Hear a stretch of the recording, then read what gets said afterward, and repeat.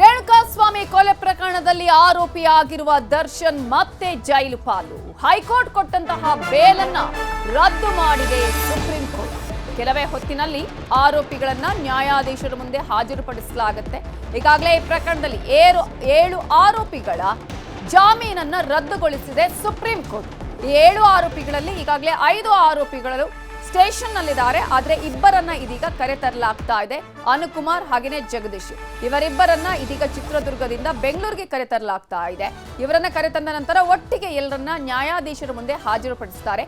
ನ್ಯಾಯಾಧೀಶರ ಮನೆಗೆ ಹೋಗಿ ಹಾಜರುಪಡಿಸ್ತಾರೆ. ಕಾರಣ ಈಗಾಗಲೇ ನ್ಯಾಯಾಲಯದ ಅವಧಿ ಮುಗಿದಿದೆ, ಕೋರ್ಟ್ ಕಲಾಪದ ಅವಧಿ ಮುಗಿದಿದೆ. ಹೀಗಾಗಿ ಇವತ್ತು ನ್ಯಾಯಾಧೀಶರ ಮುಂದೆ ಅವರ ಮನೆಗೆ ಹೋಗಿ ಹಾಜರುಪಡಿಸುತ್ತಾರೆ ಪೊಲೀಸರು. 64ನೇ ಸಿಟಿ ಸಿವಿಲ್ ಕೋರ್ಟ್ ನ್ಯಾಯಮೂರ್ತಿಗಳಾಗಿರುವ IP ನಾಯ್ಕ್ ಮುಂದೆ ಈ ಎಲ್ಲ 7 ಆರೋಪಿಗಳನ್ನ ಹಾಜರುಪಡಿಸುತ್ತಾರೆ ಪೊಲೀಸರು. ಸದ್ಯ ಅನ್ನಪೂರ್ಣೇಶ್ವರಿ ನಗರ ಪೊಲೀಸ್ ಠಾಣೆಯಲ್ಲಿದ್ದಾರೆ. ನಟ ಈ ರೇಣುಕಾಸ್ವಾಮಿ ಕೊಲೆ ಪ್ರಕರಣದ A2 ಆಗಿರುವಂತಹ ದರ್ಶನ್, ಪವಿತ್ರ ಗೌಡ, ಪ್ರದೋಷ್, ಲಕ್ಷ್ಮಣ್, ಜಗದೀಶ್, ಅನುಕುಮಾರ್ ಹೀಗೆ ಇವರು ಎಲ್ಲರಿಗೂ ಕೂಡ ಸುಪ್ರೀಂ ಕೋರ್ಟ್ ಬೇಲನ್ನ ಕ್ಯಾನ್ಸಲ್ ಮಾಡಿದಂತಹ ಪರಿಣಾಮವಾಗಿ ಇದೀಗ ಸುಪ್ರೀಂ ಕೋರ್ಟ್ನ ಒಂದು ಆದೇಶದ ಹಿನ್ನೆಲೆಯಲ್ಲಿ ಇದೀಗ ಅನ್ನಪೂರ್ಣೇಶ್ವರಿ ನಗರ ಸ್ಟೇಷನ್ ನಲ್ಲಿ ಇದ್ದಾರೆ ಈ ಎಲ್ಲ ಆರೋಪಿಗಳು. ಆದ್ರೆ ಇಬ್ಬರನ್ನ ಈಗ ಚಿತ್ರದುರ್ಗದಿಂದ ಕರೆತರಲಾಗ್ತಾ ಇದೆ. ಮತ್ತೊಂದು ಕಡೆ ಅವರನ್ನ ನ್ಯಾಯಾಧೀಶರ ಮುಂದೆ ಹಾಜರುಪಡಿಸೋದಕ್ಕೆ ಈಗ ಸ್ಟೇಷನ್ ಮುಂದೆ ಎಲ್ಲ ತಯಾರಿ ಕೂಡ ಆಗಿದೆ. ಆ ನೇರ ಪ್ರಸಾರದ ದೃಶ್ಯಗಳನ್ನ ಕೂಡ ನಾವು ನಿಮಗೆ ತೋರಿಸ್ತಾ ಇದ್ದೀವಿ. ಇನ್ನೊಂದು ಕಡೆ ಅನ್ನಪೂರ್ಣೇಶ್ವರಿ ನಗರ ಸ್ಟೇಷನ್ಗೆ ದರ್ಶನ್ ಬಂದಿರುವಂತಹ ಆ ದೃಶ್ಯಾವಳಿಗಳು ಕೂಡ ನೀವು ಗಮನಿಸಬಹುದು. ಆಗ ಪೊಲೀಸರು ಅವರನ್ನ ಅರೆಸ್ಟ್ ಮಾಡಿ ಕರ್ಕೊಂಡು ಬಂದ್ರಲ್ಲ, ಆ ಒಂದು ದೃಶ್ಯಾವಳಿಗಳನ್ನ ಕೂಡ ನಿಮಗೆ ತೋರಿಸ್ತಾ ಇದ್ದೀವಿ. ಈ ಪ್ರಕರಣದ A2 ಆಗಿರುವ ದರ್ಶನ್ನ ಜಾಮೀನು ರದ್ದಾಗಿ ಇದೀಗ ಜೈಲು ಪಾಲಾಗಿರುವಂತಹದ್ದು. ಈ ಹಿನ್ನೆಲೆಯಲ್ಲಿ ಇದೀಗ ನ್ಯಾಯಾಧೀಶರ ಮುಂದೆ ಕಳಿಸೋದಿಕ್ಕೆ ಅಂದ್ರೆ ಅಲ್ಲಿಗೆ ಕರ್ಕೊಂಡು ಹೋಗೋದಿಕ್ಕೆ ಅಲ್ಲಿ ಪೊಲೀಸ್ ಜೀಪ್ ಕೂಡ ಅಂದ್ರೆ ವ್ಯಾನೇ ರೆಡಿಯಾಗಿ ನಿಂತಿದೆ. ಇದು ಅನ್ನಪೂರ್ಣೇಶ್ವರಿ ನಗರ ಪೊಲೀಸ್ ಠಾಣೆಯ ಮುಂಭಾಗದ ದೃಶ್ಯಗಳನ್ನ ಕೂಡ ನೇರ ಪ್ರಸಾರದ ದೃಶ್ಯಗಳಲ್ಲಿ ನಾವು ನಿಮಗೆ ತೋರಿಸ್ತಾ ಇದ್ದೀವಿ. ಇನ್ನು ಕೆಲವೇ ಹೊತ್ತಿನಲ್ಲಿ ನ್ಯಾಯಾಧೀಶರ ಮುಂದೆ ಹಾಜರುಪಡಿಸಲಿದ್ದಾರೆ ಈ ಎಲ್ಲ ಆರೋಪಿಗಳನ್ನ. ಇದೀಗ 2 ಆರೋಪಿಗಳನ್ನ ಚಿತ್ರದುರ್ಗದಿಂದ ಬೆಂಗಳೂರಿಗೆ ಕರೆತರ್ತಾ ಇದ್ದಾರೆ ಪೊಲೀಸರು.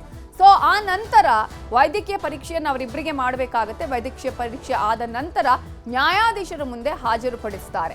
ಸೊ ನ್ಯಾಯಾಧೀಶರ ಮುಂದೆ ಹಾಜರುಪಡಿಸಿದ ನಂತರ ಅವರನ್ನ ಜೈಲಿಗೆ ಕಳುಹಿಸಲಾಗುತ್ತೆ.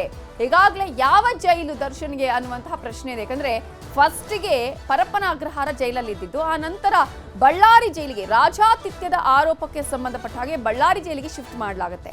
ಇದೀಗ ಈ ತರದ ಕೈದಿಗಳು ಯಾವಾಗ ಆ ಒಂದು ಜೈಲಲ್ಲಿ ಇರ್ತಾರೆ, ಅವರ ಬೇಲ್ ಕ್ಯಾನ್ಸಲ್ ಆದ್ರೆ ಅವ್ರು ಯಾವ ಜೈಲಲ್ಲಿದ್ರು ಅದೇ ಜೈಲಲ್ಲಿ ಇರಬೇಕು ಅನ್ನುವಂತಹ ಮಾತುಗಳು ಕೂಡ ಇದೆ. ಹಾಗಾಗಿ ಬಳ್ಳಾರಿ ಜೈಲಿಗೆ ಶಿಫ್ಟ್ ಮಾಡ್ತಾರಾ? ಈಗಾಗಲೇ ಬಳ್ಳಾರಿ ಜೈಲಲ್ಲಿ ಆ ರೀತಿ ಯಾವುದೇ ಆದೇಶ ಬಂದಿಲ್ಲ ನಮಗೆ ಅಂತ ಹೇಳಿ ಅಲ್ಲಿನ ಜೈಲಾಧೀಕ್ಷಕ್ಕೆ ಹೇಳ್ತಾ ಇದ್ದಾರೆ. ಬಟ್ ತಯಾರಿ ಅಂತೂ ಮಾಡ್ಕೊಂಡಿರ್ತಾರೆ. ಇದೀಗ ಮತ್ತೆ ಜೈಲು ಪಾಲಾಗಬೇಕು, ಮಾಡಿದ್ದುಣ್ಣೋ ಮಹಾರಾಯ ಅನ್ನುವ ರೀತಿಯಾಗಿ ಸ್ವಯಂಕೃತ ಅಪರಾಧ ಇದು. ಸ್ವಯಂಕೃತ ಅಪರಾಧಕ್ಕಾಗಿ ಇದೀಗ ತಾವು ಪಶ್ಚಾತ್ತಾಪವನ್ನೂ ಪಡಬೇಕು, ಇಲ್ಲಿ ಪ್ರಾಯಶ್ಚಿತ್ತವನ್ನೂ ಪಡಬೇಕು, ಜೊತೆಗೆ ಆದಂತಹ ತಪ್ಪಿಗೆ ಮಾಡಿದಂತಹ ಇಂತಹ ಹೀನ ಕೃತ್ಯಕ್ಕೆ ಇದೀಗ ಇಲ್ಲಿ ಶಿಕ್ಷೆಯನ್ನು ಕೂಡ ಅನುಭವಿಸಬೇಕು. ಇದೀಗ ಜೈಲು ಪಾಲಾಗಿ ಮಧ್ಯಂತರ ಜಾಮೀನನ್ನ ಪಡ್ಕೊಂಡ ನಂತರ ಈಗಾಗಲೇ ಸಿನಿಮಾ ಶೂಟಿಂಗ್ಗಳನ್ನ ಮಾಡಿದಂತಹ ದರ್ಶನ್ ನಿರಾಳರಾಗಿದ್ರು.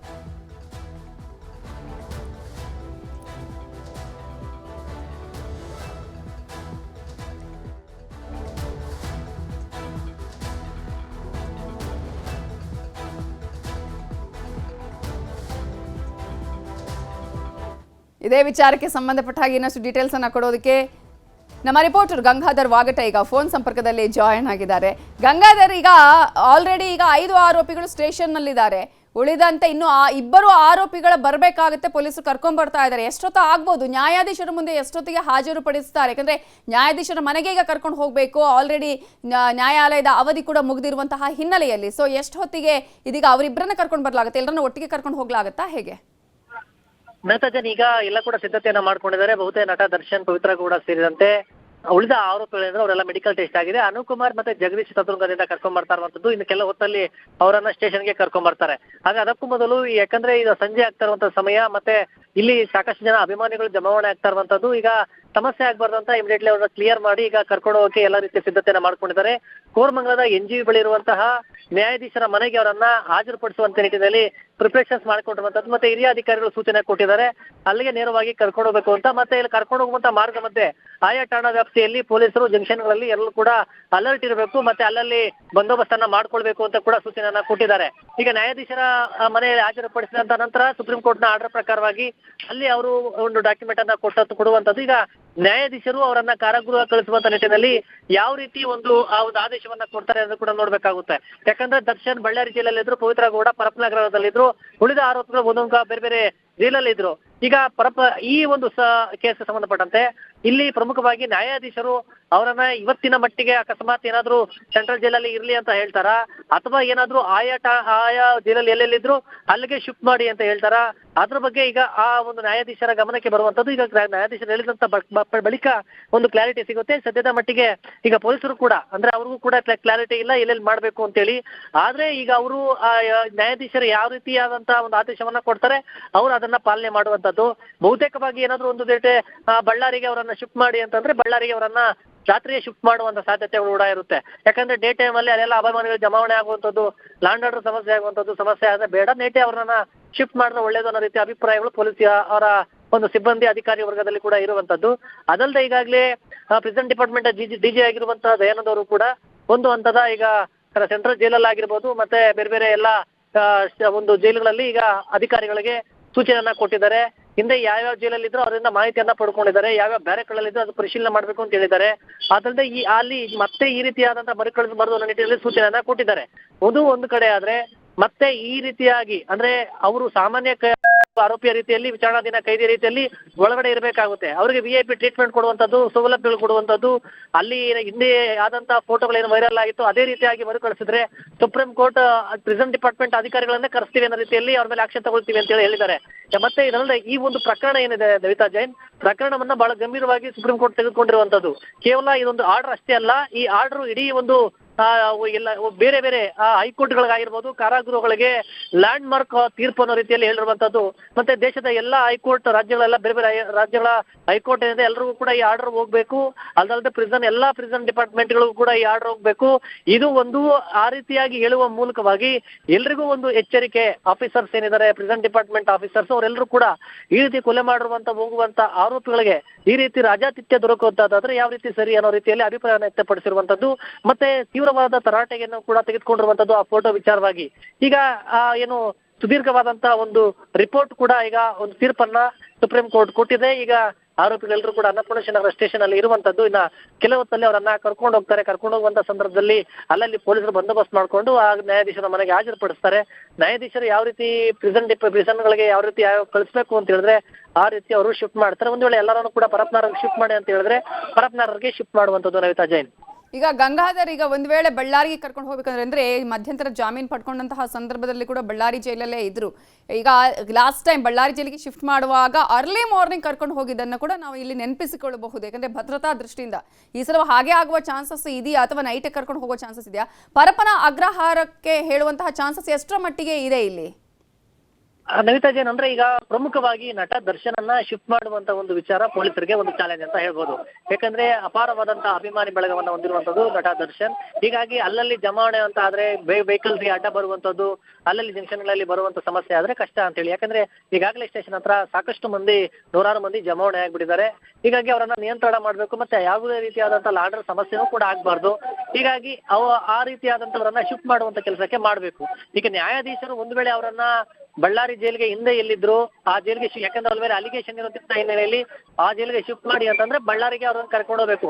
ಆದ್ರೆ ಇಲ್ಲಿ ಬಳ್ಳಾರಿಗೆ ಶಿಫ್ಟ್ ಮಾಡುವಂತ ಒಂದು ವಿಚಾರಕ್ಕೆ ಇಲ್ಲಿ ಸೀನಿಯರ್ ಆಫೀಸರ್ಸ್ ಯಾವ ರೀತಿ ತನಿಖಾಧಿಕಾರಿಗೆ ಸೂಚನೆಯನ್ನ ಕೊಡ್ತಾರೆ ನೋಡ್ಬೇಕಾಗುತ್ತೆ. ಒಂದ್ ವೇಳೆ ನೇಟ ಈಗಲೇ ಅದೇ ರೀತಿಯಾಗಿ ಅಲ್ಲಿಂದ ಕರ್ಕೊಂಡು ಹೊರಟು ಬಿಡಿ ಅಂತ ನೇರವಾಗಿ ಅಂತ ಹೇಳ್ತಾರ. ಯಾಕಂದ್ರೆ ಅದನ್ನು ಹೊರತುಪಡಿಸಿ, ಯಾಕಂದ್ರೆ ಜೀಪ್ಗಳಲ್ಲಿ ಅವರನ್ನ ಕರ್ಕೊಂಡು ಹೋಗಲ್ಲ, ಬೇರೆ ಇನೋವಾ ಕಾರ್ ಆತರ ಯಾವ್ದನ್ನ ಬಳಸ್ಕೊಂಡು ಇಲ್ಲಿಂದ ಜರ್ನಿ ಮಾಡ್ಬೇಕಾಗುತ್ತೆ. ಯಾಕಂದ್ರೆ ಇನೋವಾ ಕಾರ್ ಈ ಮಾಮೂಲಿ ಜೀಪ್ಗಳಲ್ಲಾದ್ರೆ ಅವ್ರು ಜರ್ನಿ ಮಾಡೋದು ಕಷ್ಟ, ಮತ್ತೆ ಪಿಕಪ್ ಕೂಡ ಇರೋದಿಲ್ಲ. ಹೀಗಾಗಿ ಬೇರೆ ಕಾರ್ಗಳ ಬಳಸ್ಕೊಂಡು ಪೊಲೀಸ್ ಡಿಪಾರ್ಟ್ಮೆಂಟ್ ಅವರನ್ನ ಬಂದೋಬಸ್ತ್ ಅಲ್ಲಿ ಅವರನ್ನ ಕರ್ಕೊಂಡು ಹೋಗುವಂತದ್ದು. ಅದಲ್ಲದೆ ಈಗ ಪ್ರಮುಖ ಮತ್ತೆ ಪರಪ್ಪನಗರಕ್ಕೆ ಬಹುತೇಕವಾಗಿ ಪ್ರಿಸನ್ ಆಫೀಸರ್ಸ್ ಹೇಳುವಂತ ಪ್ರಕಾರವಾಗಿ ನಾರ್ಮಲ್ ಬೇರೆ ಬೇರೆ ಕೇಸ್ನಲ್ಲಿ ಮೊದಲು ಇಲ್ಲಿಗೆ ಶಿಫ್ಟ್ ಮಾಡ್ತಾರೆ, ಆಮೇಲೆ ಅವರನ್ನ ಇಲ್ಲಿನ ಒಂದು ವ್ಯವಸ್ಥೆಗಳನ್ನ ನೋಡ್ಕೊಂಡು ಬೇರೆ ಕಡೆ ಶಿಫ್ಟ್ ಮಾಡ್ತೀವಿ ಅಂತ ಹೇಳ್ತಾರೆ. ಈಗ ಜೈಲಲ್ಲೂ ಕೂಡ ಪರಪ್ ನಗರದಲ್ಲಿ ಈಗ ಎಲ್ಲ ಪರಿಶೀಲನೆ ಮಾಡಲಾಗಿದೆ. ಈಗ ಒಂದ್ ವೇಳೆ ಏನಾದ್ರು ನ್ಯಾಯಾಧೀಶರು ಪರಪ್ ನಗರಕ್ಕೆ ಶಿಫ್ಟ್ ಮಾಡ್ಲಿ ಅಂತಂದ್ರೆ ಅಲ್ಲಿ ಬೇಕಾದಂತ ವ್ಯವಸ್ಥೆಗಳನ್ನ ಅಂದ್ರೆ ಸಾಮಾನ್ಯ ವಿಚಾರಣಾ ಕೈದಿಗಳು ಹೋದಂತ ಸಂದರ್ಭದಲ್ಲಿ ಯಾವ ರೀತಿ ಒಂದು ಬಂದೋಬಸ್ತ್ ಇರುತ್ತೆ ಅದ್ ಮಾಡ್ಕೊಂಡಿದ್ದಾರೆ. ಅದನ್ನು ಹೊರತುಪಡಿಸಿ ಅಂತಂದ್ರೆ ಇವರು ಸ್ಟಾರ್ ನಟರಾಗಿರುವಂತಹ ಹಿನ್ನೆಲೆಯಲ್ಲಿ ಅಲ್ಲಿ ದರ್ಶನ್ ಮತ್ತೆ ಬಂದ್ರು ಜೈಲಿಗೆ ಅಂತಂದ್ರೆ ಅಲ್ಲಿ ಎಲ್ಲರೂ ಕೂಡ ಸೇರುವಂತದ್ದು ಸಮಸ್ಯೆಗಳಾಗುವಂತದ್ದು ಆಗ್ಬಾರ್ದು ಅಂತೇಳಿ ಇವ್ರನ್ನ ಪ್ರತ್ಯೇಕವಾಗಿ ಸೆಕ್ಯೂರಿಟಿ ಭದ್ರತಾ ಒಂದು ಕೊಠಡಿಯಲ್ಲಿ ಕೊಡಬಹುದು ನವಿತಾ ಜೈ. ಎಸ್, ಈಗ ಭದ್ರತಾ ದೃಷ್ಟಿಯಿಂದ ಸ್ಟಾರ್ ನಟ ಅಂತ ಪರಿಗಣನೆ ಮಾಡಬಹುದು. ಆದ್ರೆ ಸುಪ್ರೀಂ ಕೋರ್ಟ್ ಅಲ್ಲಿ ಪರಿಗಣನೆ ಮಾಡಿದ್ದು ಯಾವುದೇ ರೀತಿಯ ಸೆಲೆಬ್ರಿಟಿ ಅಥವಾ ಈ ರೀತಿಯ ಪ್ರಭಾವಕ್ಕೆ ಒಳಗಾಗಬಾರ್ದು ಅನ್ನುವಂತಹ ವಿಚಾರ, ರಾಜಾತಿಥ್ಯದ ವಿಚಾರನೇ ಬಹಳ ಗಂಭೀರವಾಗಿ ಸುಪ್ರೀಂ ಕೋರ್ಟ್ ಇಲ್ಲಿ ತೆಗೆದುಕೊಳ್ತು.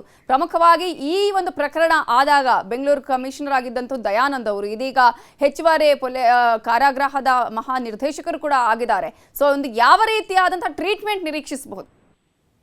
ನಿಜ ನೇತಾಜಿ, ನಾನು ಇದೊಂದು ಕಾಕ್ತಾಳಿ ಅಂತ ಹೇಳ್ಬೋದು. ಯಾಕಂದ್ರೆ ಈ ಪ್ರಕರಣ ಆದಂತಹ ಸಂದರ್ಭದಲ್ಲಿ ಗಂಭೀರವಾಗಿ ತೆಗೆದುಕೊಂಡು ಇಷ್ಟು ದೊಡ್ಡ ಮಟ್ಟದ ಇನ್ವೆಸ್ಟಿಗೇಷನ್ ಮಾಡಿ ಅವ್ರಿಗೆ ಶಿಕ್ಷೆ ಆಗುವಂತ ಹಂತಕ್ಕೆ ತಂದಿರುವಂತದ್ದು ಹಿಂದಿನ ಕಮಿಷನರ್ ದಯಾನಂದ್ ಅವರು. ಆ ಒಂದು ಟೀಮ್ ಅನ್ನ ಅವರು ಎಲ್ಲ ರೂಪಿಸಿದ್ರು. ಆ ಟೀಮ್ ಅದೇ ರೀತಿಯಾಗಿ ಇನ್ವೆಸ್ಟಿಗೇಷನ್ ಅನ್ನ ಮಾಡಿತ್ತು. ಜೊತೆಯಲ್ಲಿ ಹೈಕೋರ್ಟ್ ಜಾಮೀನು ಕೊಟ್ಟಂತ ಸಂದರ್ಭದಲ್ಲಿ ಇದೇ ದಯಾನಂದ್ ಅವರು ಸುಪ್ರೀಂ ಕೋರ್ಟ್ಗೆ ಒಂದು ಪಿಟಿಷನ್ ಅನ್ನ ಹಾಕೋಕೆ ತನಿಖಾಧಿಕಾರಿಗಳಿಗೆ ಸೂಚನೆ ಕೊಟ್ಟರು. ಲೀಗಲ್ ಟೀಮ್ ಜೊತೆ ಚರ್ಚೆಗಳನ್ನ ನಡೆಸಿದ್ರು. ಈಗ ತೀರ್ಪು ಬಂದಿರುವಂತದ್ದು ಅವರ ಜಾಮೀನು ರದ್ದಾಗಿದೆ. ಆದ್ರೆ ಈಗ ಅವರು ಪ್ರಿಸನ್ ಡಿಪಾರ್ಟ್ಮೆಂಟ್ ನ DGP ಆಗಿರುವಂತದ್ದು. ಈಗ ದಯಾನಂದ್ ಅವರು ಯಾವುದೇ ಒಂದು ಇಲಾಖೆಯಲ್ಲಿ ಇದ್ರೂ ಕೂಡ ಅಷ್ಟೇ ದಕ್ಷವಾಗಿ ಆ ಒಂದು ಕೆಲಸವನ್ನ ಮಾಡುವಂತದ್ದು, ಯಾವುದೇ ಸಮಸ್ಯೆಗಳಾಗಬಾರ್ದು ಅನ್ನೋ ರೀತಿಯಲ್ಲಿ. ಯಾಕಂದ್ರೆ ಕಮಿಷನರ್ ಆಗಿದ್ದಂತ ಅವಧಿಯಲ್ಲಿ ಅವರು ಆ ರೀತಿಯಾದಂತ ಈ ಒಂದು ಕೇಸ್ ಇನ್ವೆಸ್ಟಿಗೇಷನ್ ಮಾಡಿದಂತದ್ದವ್ರೆ. ಯಾಕಂದ್ರೆ ಇನ್ವೆಸ್ಟಿಗೇಷನ್ ಮಾಡಿದ ಸಂದರ್ಭದಲ್ಲೇ ಇವರು ಫೋಟೋಗಳು ವೈರಲ್ ಆಗಿತ್ತು. ಆ ಬಗ್ಗೆ ಇನ್ವೆಸ್ಟಿಗೇಷನ್ ಅವರು ಕೂಡ ಖುದ್ದಾಗಿ ಸೌತ್ ಈಸ್ಟ್ ಡಿಪಾರ್ಟ್ಮೆಂಟ್ BCP ಇಂದ ಇನ್ವೆಸ್ಟಿಗೇಷನ್ ಮಾಡಿಸಿದ್ರು. ಅದೀಗ ಚಾರ್ಜ್ ಶೀಟ್ ಮಾಡುವಂತ ಹಂತಕ್ಕೆ ಬಂದಿದೆ. ಹೀಗಾಗಿ ಈ ತರ ಎಲ್ಲ ಅವ್ರ ಗಮನಕ್ಕೆ ಇರುವಂತಹ ಹಿನ್ನೆಲೆಯಲ್ಲಿ ಅವರು ಪ್ರಿಸನ್ ಅನ್ನ ಒಂದ್ ಸ್ವಲ್ಪ ಎಲ್ಲ ರೀತಿಯಾದ ಟೈಟ್ ಮಾಡುವಂತ ಅಂತಂದ್ರೆ ಈ ರೀತಿಯ ಅಕ್ರಮಗಳಾಗಿರ್ಬೋದು, ಬೇರೆ ಇನ್ನಿತರ ಚಟುವಟಿಕೆಗಳಿಗೆ ಅವಕಾಶ ಕೊಡದ ರೀತಿಯಲ್ಲಿ ಅಲ್ಲಿದ್ದಂತ ಸಿಬ್ಬಂದಿ ಅಧಿಕಾರಿ ವರ್ಗಕ್ಕೆ ಬಿಸಿ ಮುಟ್ಟಿಸುವಂತ ಮೂಲಕವಾಗಿ ಇಲ್ಲಿ ಆ ಕೈದಿ ಅಂದ್ರೆ ಆರೋಪಿಗಳು ಹೋದಂತಹ ಸಂದರ್ಭದಲ್ಲಿ ಅವರಿಗೆ ಸಾಮಾನ್ಯ ವಿಚಾರಣಾಧೀನ ಕೈದ ರೀತಿಯಲ್ಲಿ ಅವರನ್ನ ಟ್ರೀಟ್ ಮಾಡುವಂತ ರೀತಿ ವ್ಯವಸ್ಥೆಯನ್ನ ಮಾಡಬಹುದು ಅಂತ ನಿರೀಕ್ಷೆ ಇದೆ ನವಿತಾ ಜೈನ್. ಯಾಕಂದ್ರೆ ಒಂದ್ ವೇಳೆ ಥ್ಯಾಂಕ್ ಯು ಗಂಗಾಧರ್ ಡೀಟೇಲ್ಸ್ಗೆ.